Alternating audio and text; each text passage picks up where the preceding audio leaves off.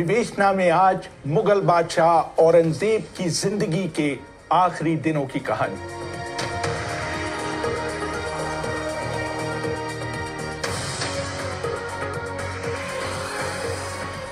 अभिवादन स्वीकार करिए रेहान फतल का। सन 1680 की शुरुआत में औरंगजेब अपना मशहूर तख्ते ताऊस दिल्ली में छोड़कर दक्षिण की तरफ बढ़ गए और वहां से कभी दिल्ली वापस नहीं लौटे। आउड्री ट्रश्की औरंगजेब की जीवनी Aurangzeb the man and the myth में लिखती हैं। शामियानों के साथ चलता हुआ शिविर, चलते हुए बाजार, बादशाह के कारवां के साथ चलते हुए अफसरों और नौकरों का पूरा हुजूम एक देखने लायक दृश्य होता था। औरंगजेब पुरानी मुगल परंपरा को निभा रहे थे, जिसके अनुसार राजधानी हमेशा बादशाह के साथ चलती है। लेकिन औरंगजेब दूसरे मुगल बादशाहों से इस मामले में अलग थे कि एक बार दक्षिण जाने के बाद वो दोबारा दिल्ली कभी नहीं लौटे। उनकी गैर मौजूदगी में दिल्ली एक भुतहा शहर जैसा हो गया था। लाल किले के कमरों में इतनी धूल बैठ गई थी कि किसी भी आगंतुक को वहां ले नहीं जाया जा सकता था। औरंगजेब ने अपनी जिंदगी का 60वां, 70वां और 80वां दशक दक्षिण में बिताया और ज्यादातर लड़ाइयों और घेराबंदियों का खुद नेतृत्व किया। औरंगजेब की सेना के एक हिंदू सिपाही भीमसेन सक्सेना ने फारसी में लिखी अपनी आत्मकथा तारीखे दिलकुशा में लिखा, मैंने इस दुनिया के लोगों को बहुत लालची पाया है, इस हद तक कि औरंगजेब आलमगीर जैसा बादशाह जिसके पास किसी चीज की कमी नहीं है, किलों को जीतने के लिए लालायित था। कुछ पत्थरों पर अधिकार जमाने की उसकी चाहत इतनी बड़ी थी कि वो इसके लिए खुद भाग दौड़ कर रहा था। औरंगजेब के शासन का आखिरी चरण उनके लिए खुशनुमा नहीं था। उनको लग गया था कि उनकी भारत पर मजबूती से शासन करने की इच्छा धूल में मिल गई थी। जदुनाथ सरकार अपनी किताब शॉर्ट हिस्ट्री ऑफ औरंगजेब में लिखते हैं, औरंगजेब अपने बुढ़ापे में बहुत अकेलेपन के शिकार हो गए थे। एक एक कर उनके सभी नजदीकी साथी इस दुनिया से चल बसे थे। उनकी जवानी के सिर्फ एक साथी उनके वजीर असद खां ही जीवित थे। जब वो अपने दरबार में नजर दौड़ाते थे तो उन्हें हर तरफ युवा दरबारी, डरपोक चापलूस, जिम्मेदारी से डरने वाले, सच बताने की हिम्मत न करने वाले और एक दूसरे से जलन रखने वाले लोग ही दिखाई देते थे। औरंगजेब की मृत्यु के समय उनके 3 पुत्र जीवित थे। इससे पहले उनके 2 पुत्रों की मृत्यु हो चुकी थी। इनमें से किसी में भी भारत का बादशाह बनने का न तो बूता था और न ही क्षमता। 18वीं सदी के शुरू में लिखे एक पत्र में औरंगजेब ने अपने दूसरे बेटे मुअज्जम को कंदहार न जीत पाने के लिए आड़े हाथों लिया था। औरंगजेब ने लिखा था, एक नालायक बेटे से बेहतर है एक बेटी होना। उन्होंने अपने पत्र के अंत में अपने बेटे को लताड़ते हुए लिखा था, तुम इस दुनिया में अपने प्रतिद्वंदियों और खुदा को किस तरह अपना मुंह दिखाओगे। औरंगजेब को इस बात का अंदाजा नहीं था कि उनके बेटे में उनका वारिस बनने की क्षमता के न होने के लिए वो खुद जिम्मेदार थे। इतिहासकार मुनिस फारूकी ने अपनी किताब the princess of the Mughal empire में लिखा है कि किस तरह औरंगजेब ने शहजादों की निजी जिंदगी में दखल देकर उनकी स्वायत्तता को कमजोर किया था। ऑड्री ट्रश्की लिखती हैं, सन 1700 आते आते औरंगजेब अपने पोतों को अपने बेटों पर तरजीह देने लगे थे। इससे उनकी स्थिति और कमजोर हुई थी। औरंगजेब कभी कभी तो अपने दरबारियों को अपने बेटों से ज्यादा महत्व देते थे। इसका सबसे बड़ा उदाहरण था जब उनके मुख्य वजीर असद खां और सैनिक कमांडर जुल्फकार खां ने उनके सबसे छोटे बेटे कामबख्श को गिरफ्तार किया था। कामबख्श का दोष यह था कि उन्होंने औरंगजेब की अनुमति के बिना मराठा राजा राम से संपर्क स्थापित करने की कोशिश की थी। औरंगजेब की अकेली साथी उनकी प्रौढ़ हो चली बेटी जीनतुन निसा और उनकी आखिरी पत्नी उदयपुरी थी। औरंगजेब की निजी जिंदगी अंधकारमय हो गई थी। उनकी बहू जयनज़ीब बानो का मार्च 1705 में गुजरात में निधन हो गया था। उनके विद्रोही बेटे अकबर का भी सन 1704 में ईरान में देहावसान हो गया था। इससे पहले सन 1702 में उनकी कवियत्री बेटी ज़ेबुन्नसा भी चल बसी थी। इसके बाद औरंगजेब के भाई बहनों में अकेली जिंदा बची गौहर आरा का देहांत हो गया। औरंगजेब को इसका बहुत सदमा लगा। उसने कहा, शाहजहां के बच्चों में सिर्फ वो और मैं ही जीवित बचे थे। औरंगजेब के दुखों का यही अंत नहीं हुआ। सन 1706 में ही उनकी बेटी मेहरुन्निसा और दामाद इजीद बख्श का भी दिल्ली में निधन हो गया। औरंगजेब की मृत्यु से कुछ पहले उनके पोते और अकबर के बेटे बुलंद अख्तर ने भी इस दुनिया को अलविदा कह दिया। उनके 2 और पोतों की मौत हुई, लेकिन उनके दरबारियों ने यह खबर यह सोचकर उन्हें नहीं दी कि इससे उन्हें बहुत धक्का पहुंचेगा। इसके अलावा दक्षिण में उस दौरान पड़े सूखे ने भी औरंगजेब की मुसीबतें बढ़ा दी थी। औरंगजेब के जमाने में भारत आए इटालियन यात्री निकोलाओ मनुची ने अपनी किताब स्टोरिया दो मोगोर में लिखा, दक्षिण में 1702 से 1704 के बीच बिल्कुल बारिश नहीं हुई। ऊपर से प्लेग की महामारी भी फैल गई।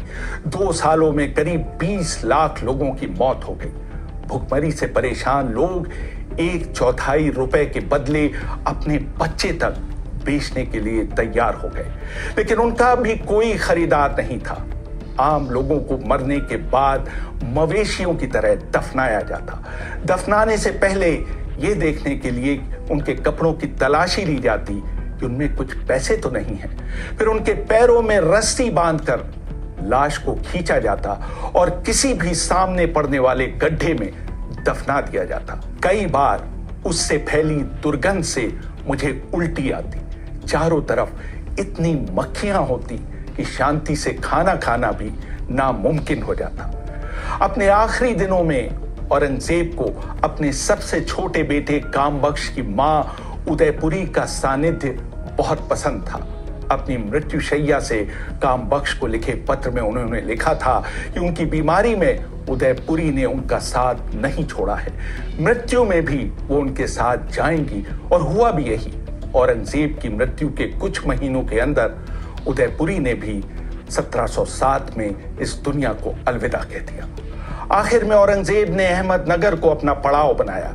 स्टैनली लैंडपूल ने अपनी किताब Aurangzeb and the decay of the Mughal empire में लिखा, औरंगजेब की लंबी अनुपस्थिति ने उत्तर में अव्यवस्था फैला दी। राजपूत खुले विद्रोह पर उतर आए। आगरा के पास जाट अपना सिर उठाने लगे और मुल्तान के आसपास सिख भी मुगल साम्राज्य को चुनौती देने लगे। मुगल सेना अपने आप को हतोत्साहित महसूस करने लगी। मराठों में भी मुगल सेना पर छिप छिप कर वार करने की हिम्मत आ गई। नौबत यहां तक आ गई कि मुगल इलाके से किसी के लिए बिना रक्षक दल के बाहर निकलना मुश्किल हो गया। औरंगजेब ने अपने सभी बेटों को इस डर से दूर भेज दिया कि कहीं वो उनका वही हश्र न करें जो उन्होंने अपने पिता का किया था। एक और इतिहासकार अब्राहम इराली ने अपनी किताब the Mughal throne the saga of India's great emperors में लिखा, औरंगजेब के शासन में क्षेत्रीय विस्तार ने मुगल शक्ति को बढ़ाने के बजाय कमजोर कर दिया। उनके शासन में साम्राज्य का फैलाव इतना हो गया कि उस पर शासन करना असंभव हो गया। साम्राज्य अपने ही बोझ के तले दबने लगा। यहां तक कि औरंगजेब ने खुद कहा, असमा अस्त हमा फसादे बाकी, यानी मेरे बाद अराजकता। इस सब के अलावा औरंगजेब के सामने सबसे बड़ा मसला था उनके उत्तराधिकारी का। मनुची ने लिखा, गद्दी के दावेदारों में बादशाह के बेटे थे जो खुद बुजुर्ग हो चले थे। फिर उसके बाद उनके पोतों का नंबर आता था जिनकी भी दाढ़ी सफेद हो चली थी और उन्होंने 45 की उम्र पार कर ली थी। दावेदारों में औरंगजेब के पर पोते भी थे जिनकी उम्र 25 या 27 साल रही होगी। इनमें से सिर्फ एक ही औरंगजेब का उत्तराधिकारी हो सकता था। सत्ता के संघर्ष में बाकी लोगों को या तो अपने हाथ पैर कटवाने होते या अपनी जिंदगी से हाथ धोना पड़ता। ये उससे भी अधिक दुखद घटना हुई होती जो शाहजहां के शासन के अंत में बादशाह के साथ हुई थी। सन 1705 में औरंगजेब ने मराठा किले वागिंडेरा पर जीत हासिल करने के बाद कृष्णा नदी के पास एक गांव में अपना शिविर लगाया ताकि उनके सैनिकों को कुछ आराम मिल सके। यहां पर औरंगजेब बीमार पड़ गए। उसी साल अक्टूबर में दिल्ली जाने के इरादे से वो अहमदनगर की तरफ बढ़े, लेकिन ये उनका आखिरी पड़ाव साबित हुआ। 14 जनवरी 1707 को 89 वर्षीय बादशाह एक बार फिर बीमार हो गए। कुछ दिनों में उनकी तबीयत ठीक हो गई और वो फिर से अपना दरबार लगाने लगे, लेकिन इस बार उन्हें अंदाजा हो गया कि अब उनके पास बहुत अधिक समय नहीं बचा है। उनके बेटे आजम की बढ़ती अधीरता उन्हें परेशान कर रही थी। जदुनाथ सरकार लिखते हैं, 4 दिन बाद उन्होंने आजम को मालवा का गवर्नर बनाकर भेज दिया, लेकिन चालाक शहजादे ने ये जानते हुए कि उनके पिता का अंत निकट है, जाने में बहुत जल्दबाजी नहीं दिखाई और कई जगहों पर रुकते हुए आगे बढ़े। अपने बेटे को भेजने के 4 दिन बाद बादशाह को तेज बुखार चढ़ा, लेकिन इसके बावजूद वो जिद करके दरबार में आए और उन्होंने उस हालत में भी रोज 5 वक्त की नमाज पढ़ी। अपने आखिरी समय में उन्होंने अपने बेटे को 2 पत्र लिखे, जिसमें उन्होंने कहा, मैं चाहता हूं कि तुम दोनों में सत्ता के लिए लड़ाई न हो, लेकिन फिर भी मैं देख पा रहा हूं कि मेरे जाने के बाद काफी खून खराबा होगा। मैं ईश्वर से प्रार्थना करता हूं कि वो तुम में अपनी प्रजा के लिए काम करने की इच्छा पैदा करे और शासन करने की क्षमता पैदा करे।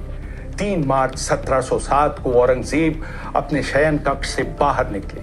जदुनाथ सरकार लिखते हैं, औरंगजेब ने सुबह की नमाज पढ़ी और अपनी तस्बीह के दाने गिनने लगे। धीरे धीरे उन पर बेहोशी छाने लगी और उनको सांस लेना दूभर होने लगा, लेकिन शरीर कमजोर होने के बावजूद उनकी उंगलियों से तस्बीह के दाने नहीं छूटे। उनकी दिली इच्छा थी कि जुमे का दिन उनकी जिंदगी का आखिरी दिन हो। आखिर में उनकी ये इच्छा भी पूरी हुई।